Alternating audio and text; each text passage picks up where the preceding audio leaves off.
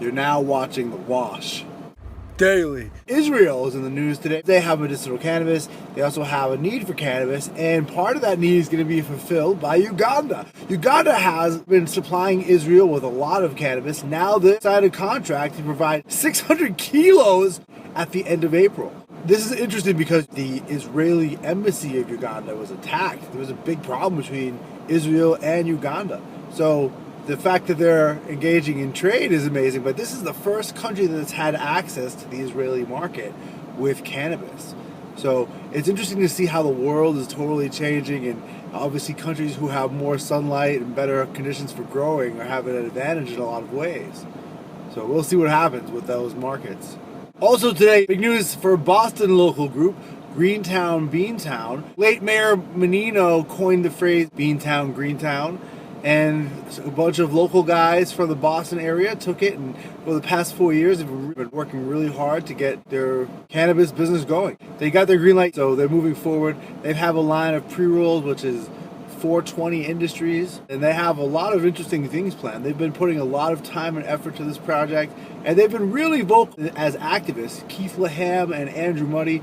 Andrew Muddy spoke several times at the host community agreement meeting at the CCC, the Cannabis Control Commission, and he's been a big advocate, and Beantown, Greentown has been very visible for every event, and they've always got their signage, and they pull around their trailer with their big sign. Last year at the cannabis rally, they volunteered and they took care of cleaning up after the event. They did a very good job. So we're very proud of Beantown, Greentown. We look forward to seeing the products they start putting out.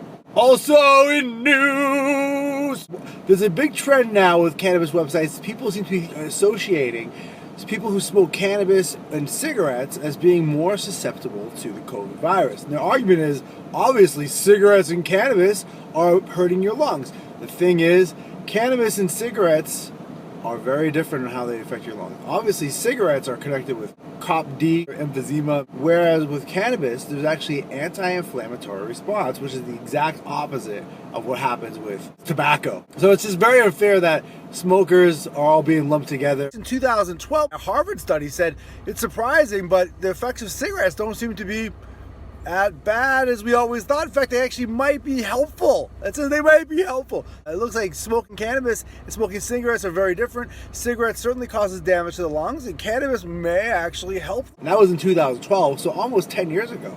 So it's just one of these old myths. It seems like this big nanny state, they want you to stop doing anything that's fun. The fun police are out again, and they want to make sure you don't smoke cannabis. There's been a lot of studies that show cannabis isn't nearly as bad for the lungs as people would think, and it certainly isn't cigarettes, and it doesn't do what cigarettes do. In fact, it has a very opposite reaction. Cigarettes are definitely the cause of many things like emphysema and asthma and COPD, whereas cannabis triggers an anti-inflammatory response in the lungs. There's also a lot of people think that there might be protection to the COVID virus from weed smokers for some reason. No one seems to know anyone who gets COVID who has a cannabis habit. We'll see. Thanks for watching The Wash Daily.